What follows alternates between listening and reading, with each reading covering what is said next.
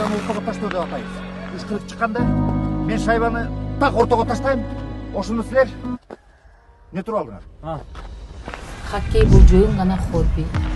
Алар келечегин ойлошу керек. Кечирип кой. Бүгүн турмуш кыйнаганда жөн гана кетип калышат. Бизге чоң мүмкүнчүлүктөр ачылат. Эмне деген турнирлерге барабыз, канча деген жеңиштерге жетебиз. Мен командадан кетүүгө аргасыз болуп турам. Биз да кетишибиз керек болуп атат. Рахмат.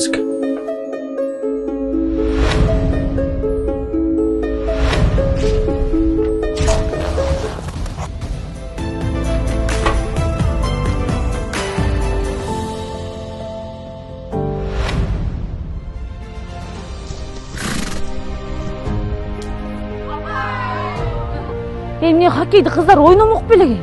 Түшүнсөңүз, балдар гана ойношот. Кыздар адамдар эмеспи? Балдардын келечеги деп биз да аракет кылып жүрөбүз да. Жардам бере албайм. Рахмат! Сага ишенип балдарыңызды тапшырсак, сен мунусу я. Токтотпо жигиттер. Сиздин башка үй бүлөңүз бар деп баары айтып атпайбы?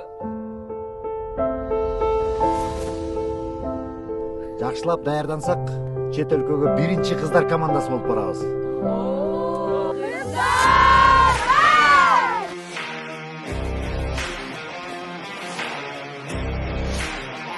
Сагыз. Атыңызды?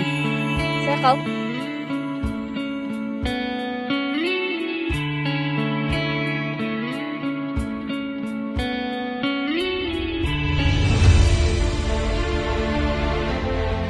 Кыздар, хоккей кандай ойнолот экенин көрсөтөлү? Эгерде ушул оюндан утула турган болсоңор, анда бул силердин акыркы оюнуңар болуп калышы мүмкүн.